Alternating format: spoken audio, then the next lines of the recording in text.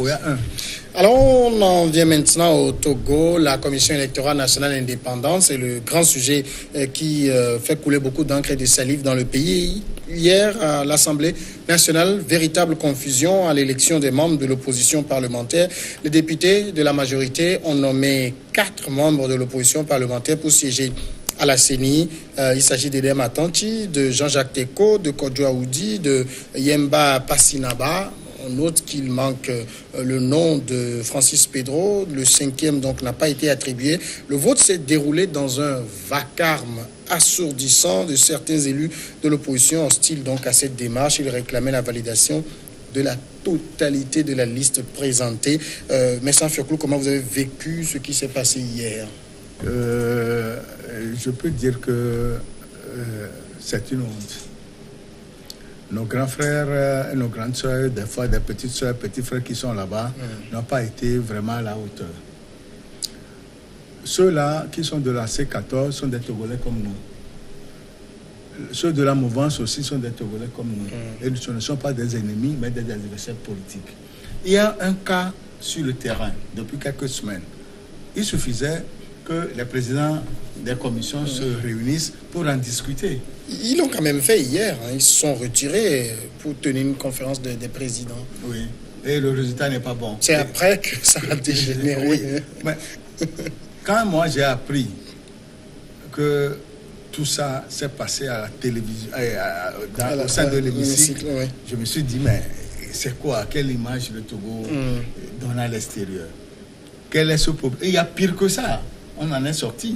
Et pourquoi ce petit problème-là, on va faire tout ce bruit pour ça? Les députés qui sont là-bas sont élus par le peuple. Et la feuille de route a donné 3 différents mots. Parties prenantes, les protagonistes, les parties concernées. Or, les parties prenantes, il y a 2. Il y a la C14 et le pouvoir. 8. Moi, je ne vais pas là où il y a le problème.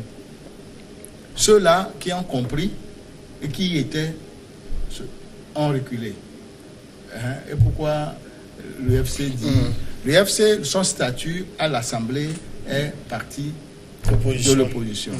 Mais elle n'est pas partie prenante. Il ne faut pas aller à l'école Sciences Po pour comprendre. D'accord. Mais si l'UFC doit rester, soit doit être une discussion aux 3 niveaux, à chaque 3 niveaux. UFC, UNIR et ANC. Ils discutent jusqu'à ce qu'une solution sorte. Et quand on dit aujourd'hui que l'ANC a écrit la coalition a écrit à la facilitation, l'UFC aussi a écrit à la facilitation. Moi je dis, mais c'est quoi cette histoire? La facilitation, bien le comité de suivi n'est pas là pour ça. Basile, est-ce que au-delà de tout, c'est vrai que c'est pas la première fois qu'on assiste à des échauffourées à l'Assemblée. Peut-être au niveau du nouveau siège, c'est la première fois, mais cette image, est-ce qu'il y a quelque chose d'assez choquant là-dedans ou c'est normal? On voit dans d'autres pays. On a vu dans d'autres pays des gens qui ont pris des sièges, je connais, dans beaucoup d'autres pays. Mais ce qui s'est passé hier est exceptionnel. C'est dans un vacarme, comme on le disait tout à l'heure, assourdissant. Ça a été très chaud, les échauffourées à gauche, à droite. Bien, c'est dans le bon fonctionnement d'une démocratie. On ne peut pas dire le contraire parce que tant qu'on ne se donne pas des coups de poing, bon, ça va. Mais on peut encore se donner des coups de poing. C'est toujours en démocratie. Mais ce qui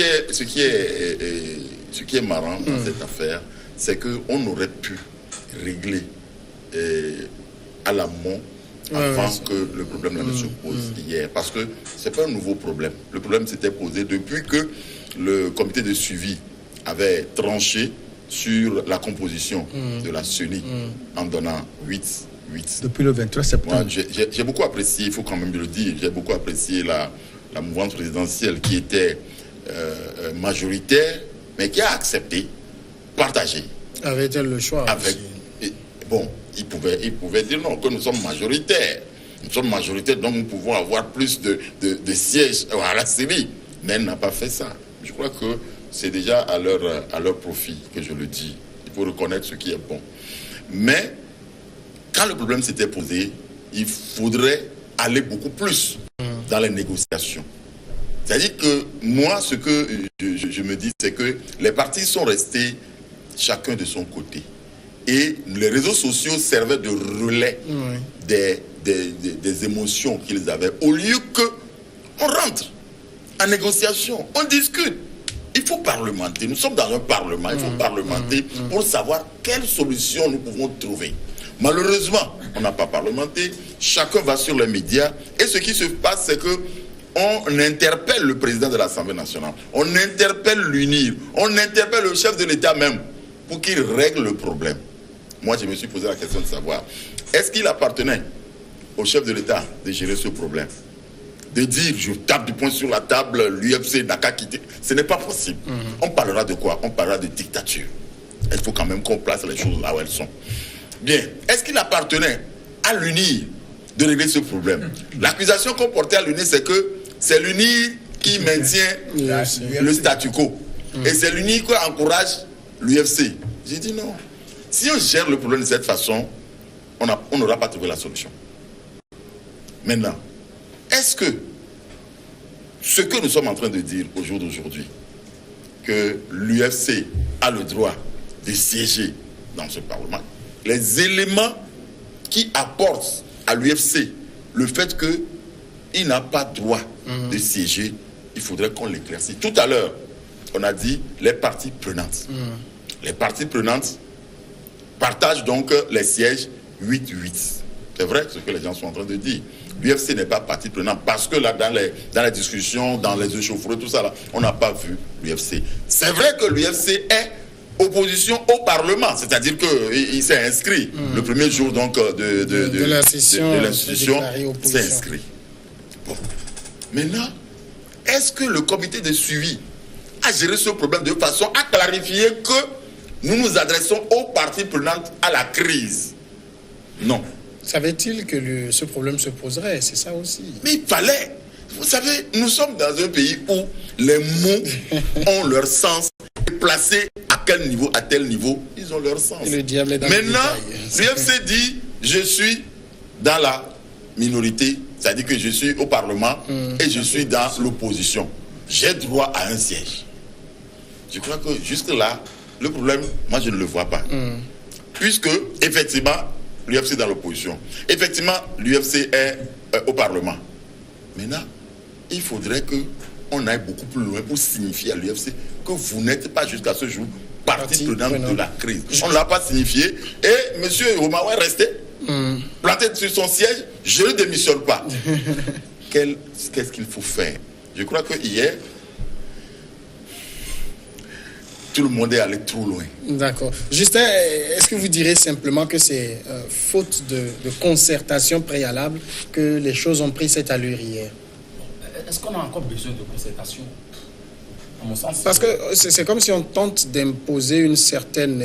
dire que c'est évident, mais bon, apparemment pour l'UFC, c'est pas évident. Hein? Non, ça dit que on joue le faux fuyant. C'est le marchandage politique, si vous me permettez l'expression. Et l'UFC sait pertinemment que le rôle qu'on lui a donné de jouer dans son théâtre n'est pas le sien. C'est le pouvoir qui manipule l'UFC aujourd'hui à travers tout ce qu'on observe là.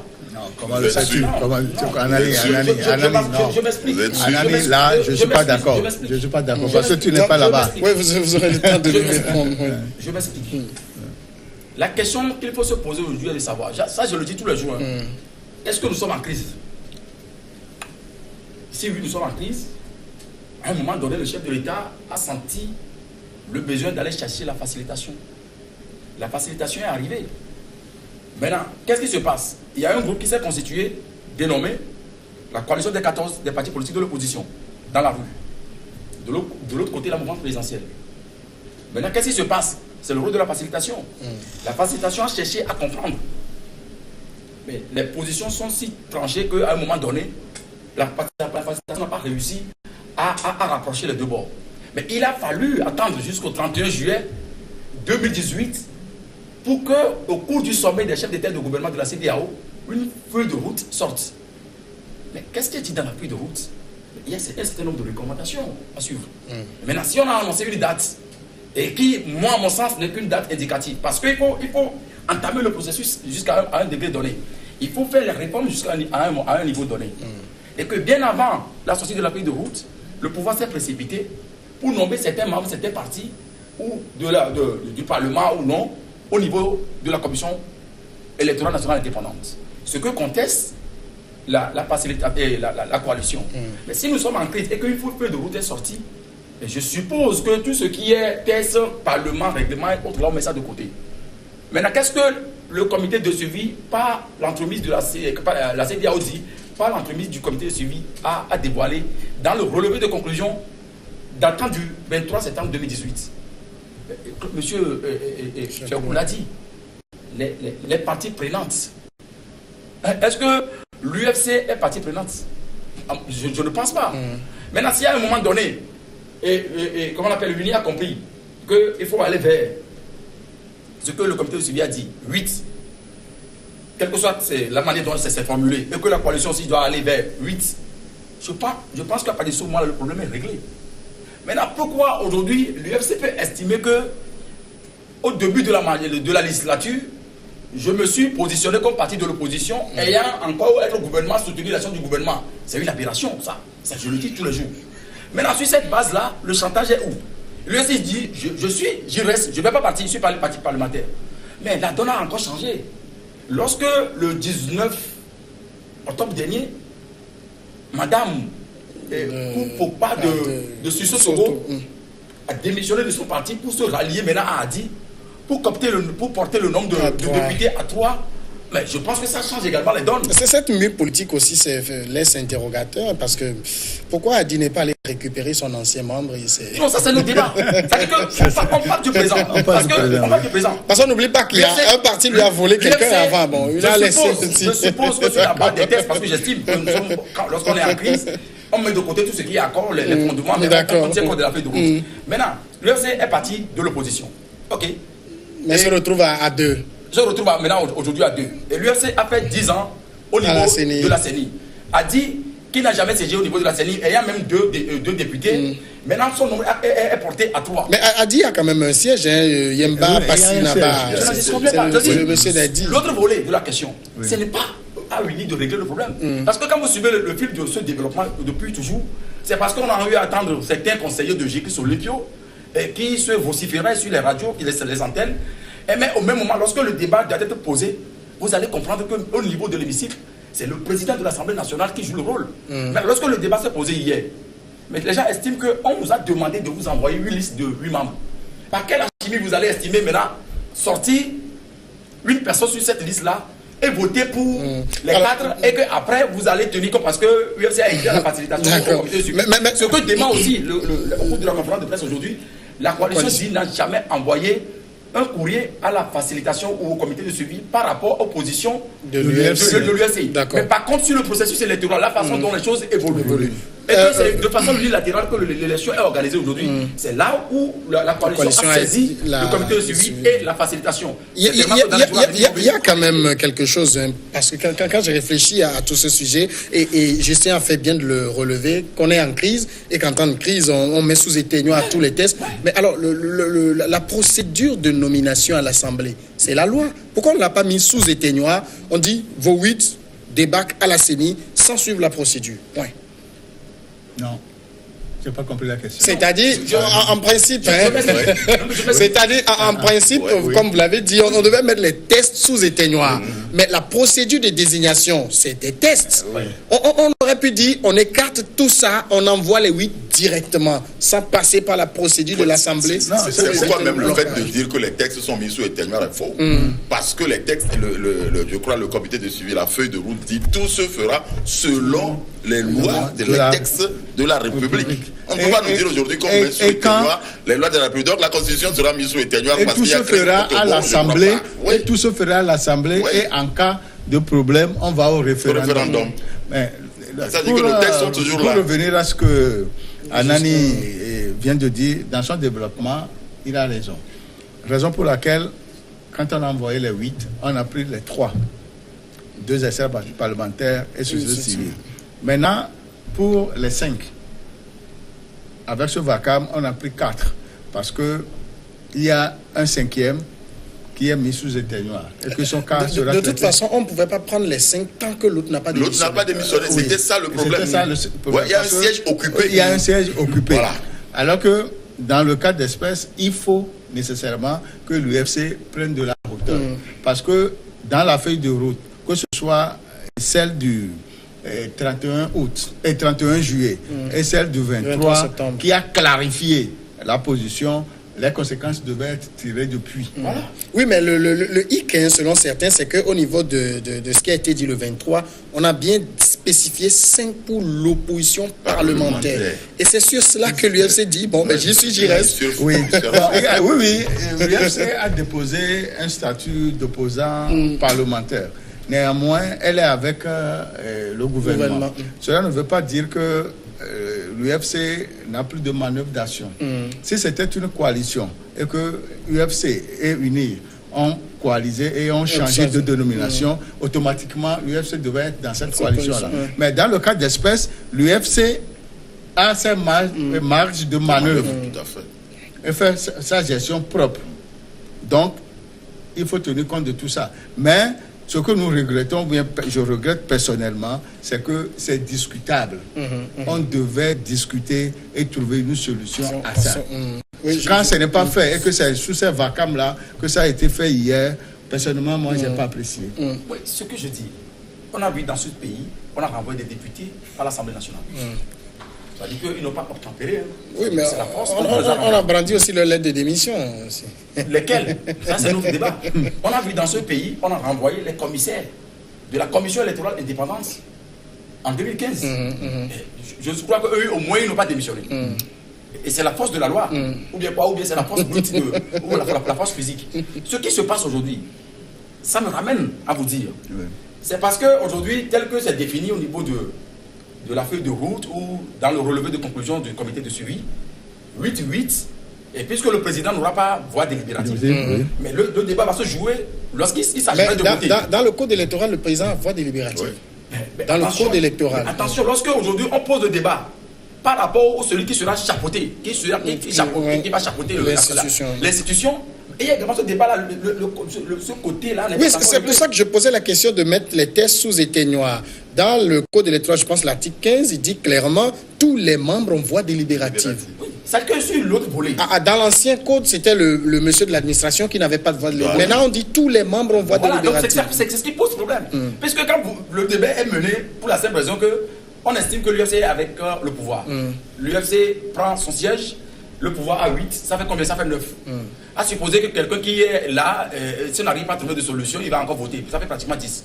Mais si on n'arrive pas à trouver de solution parce que lui il n'aura pas voix délibérative, ça devient 9. Lorsqu'il posera un problème pour passer au vote, l'UFC qui travaille déjà avec le pouvoir va voter pour quelqu'un. Pourquoi on pense que l'UFC... Pourquoi ça est... Non, ce n'est pas automatique. Ce n'est pas automatique. Non, ce n'est pas automatique. Ici, ce n'est pas 4 égale à 8. On a suivi l'évolution de la vie politique du Togo depuis 8 ans. Cet accord a été signé. La position qu'a adopté l'UFC depuis lors, tout le monde le sait. Moi qui suis ici, on ne m'a jamais dit que l'UFC fait partie de l'opposition avec tout ce qu'on raconte là. C'est ce que des ragots. Je ne peux jamais avaler ça. Moi je le dis, je confirme. Les gens nous donc, tu confirmes son statut quand même que... Je confirme que l'UFC n'est pas de l'opposition. Moi, on ne peut pas m'enseigner ça. Textuellement, de confirmer ou pas. À l'Assemblée nationale, l'UFC fait l'Assemblée l'opposition, c'est tout. Sur la base même du relevé de conclusion du comité de suivi. Oui. Vous l'avez dit. Si quelque part on met la parenthèse en tenant compte des partis parlementaires, c'est parce que peut-être on met le cadre fou. N'était-ce pas l'erreur? Parce qu'il fallait simplement dire 8, la coalition désigne 8 points. Voilà. Maintenant, on a spécifié et du coup, on ne serait pas là où on est. On dit les parties prenantes. Oui, justement. Après, on est revenu pour dire l'opposition parlementaire. C'est ça le problème. C'est une aberration. Donc, de l'aberration que l'UFC profite de l'aberration pour s'agripper à son siège. Que l'UFC s'accroche à son siège, l'UFC ne veut pas partir. Mais ceux qui sont aux affaires qui gouvernent, ils ont la force. Mais de clarifier si vraiment il y a le bon sens. Oui, il n'y a pas le bon sens. Alors, est-ce que hier, par exemple, à l'Assemblée, le problème de l'UFC aurait pu être réglé? C'est-à-dire, puisqu'on a relevé, tant que le parti ne présente pas sa démission, même UNI n'a aucune force. Oui. Puisque c'est quelqu'un qui est allé prêter serment devant l'institution, la Cour constitutionnelle. Et avant que la personne ne quitte, il faut que la personne démissionne. Et jusqu'à ce jour, Roumao n'a pas démissionné. Ça veut dire qu'il a prêté serment, il est là, il reste. On attend toujours qu'il démissionne. Et il refuse de démissionner. On ne peut pas le contraindre à la démission. Ce n'est pas démocratique, je ne sais pas. Qui peut contraindre Roumao à la démission? Qui? Mais est-ce que le pouvoir uni ne peut pas conseiller son allié bien dans l'intérêt du pays, dans l'intérêt du pays? Le président du groupe parlementaire sur Radio ce matin a dit, je pense que c'est sur Victoire, moi je l'ai écouté. L'Union ne peut pas. Ne peut pas contraindre Roumao. Non, pas contraindre, mais la conseiller l'UFC dit bon, dans l'intérêt. Ce sont des alliés, c'est ce qui se dit ici. C'est ce qui se dit en tout cas. J'analyse la situation. Vous constatez aujourd'hui qu'il y a un blocage. Il y a une CENI qui est là, qui fait son travail. C'est parce que la position de l'UFC permet à cette CENI de continuer par travailler. Et au niveau de la coalition des 14, on estime que tant que les 8 ne seront pas au complet, ils n'iront pas au niveau de la CENI pour continuer le travail. Et au même moment, la CENI actuelle continue son travail. On enroule des mineurs, on enroule des gens comme on veut. On estime que tout ce qui se passe là, c'est sur les réseaux, on n'est pas informé. Mais après, c'est pour mettre l'opposition ou la coalition devant le fait accompli. Je pense que ce jeu, ça s'est passé dans les années antérieures. Et ça a marché. Après, on précipite les acteurs politiques, mais aller aux élections, et ça s'est passé. Mais je peux observer qu'aujourd'hui, la communauté internationale est dans le jeu et est dans la crise togolaise. Maintenant, si à un moment donné, ce qui se passe là, moi, je ne l'ai jamais vu. Autant d'Iadema, autant fort même de la crise togolaise, que ce soit les discussions sur Ouaga, que ce soit à Coloma, que ce soit à Coca de Lomé, à PG. La communauté internationale ne s'est jamais impliquée comme on l'observe aujourd'hui. Aujourd'hui, la CEDEAO est là, la CEDEAO a une peu de route. Maintenant, il revient au gouvernement parce que lorsqu'il y a la bonne volonté, on veut que cette crise-là finisse une fois de bon, de respecter, de mettre en œuvre ce qui est contenu.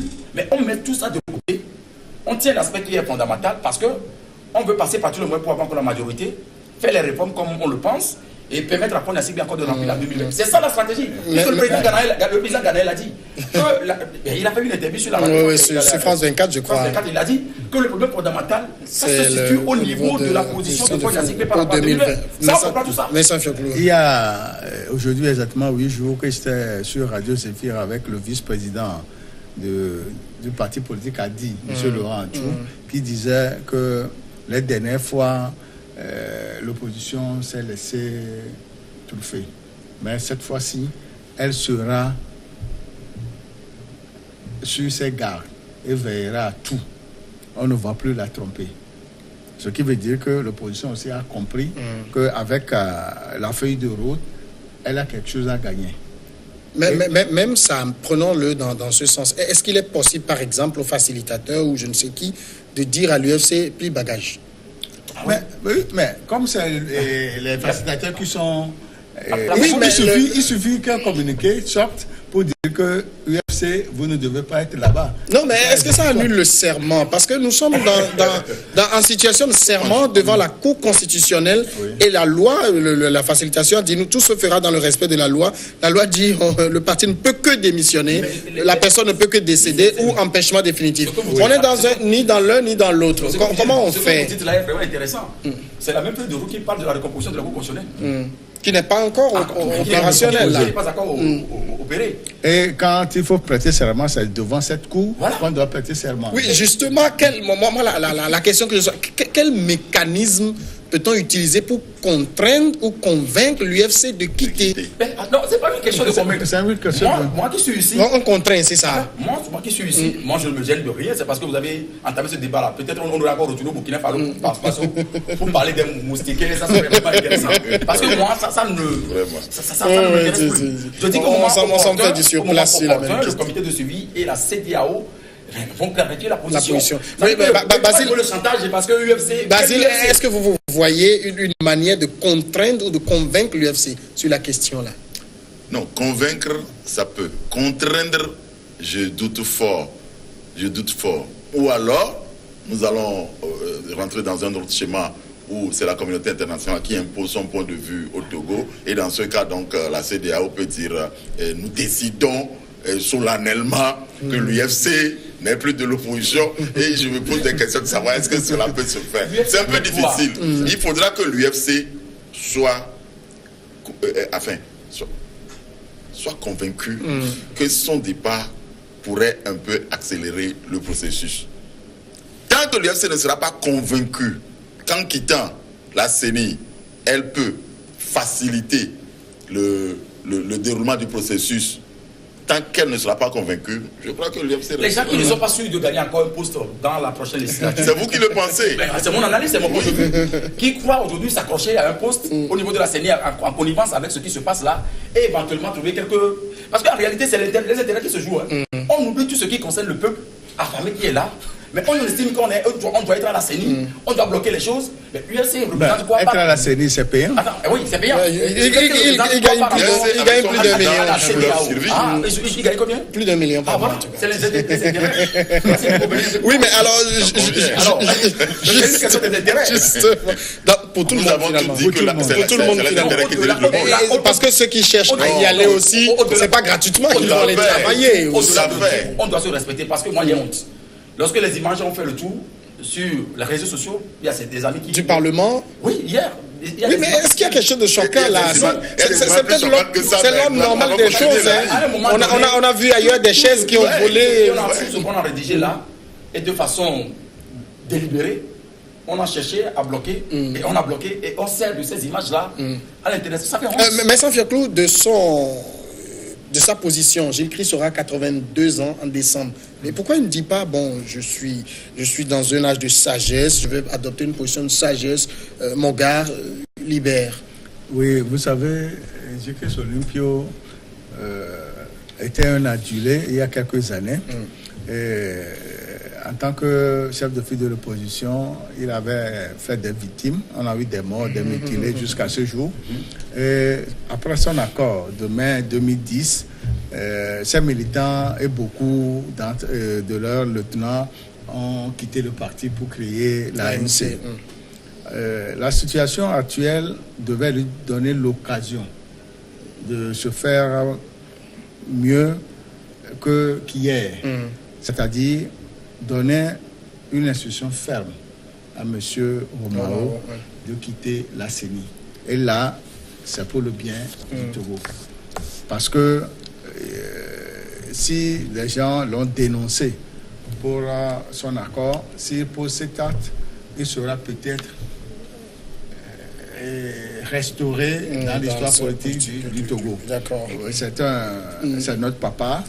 Je pense qu'il est revenu, il a su ce qui se passe et il a sa conscience qui puisse l'aider et tirer toutes les conséquences qu'il faut. Merci, mais Sanfier Clou Adanglenou.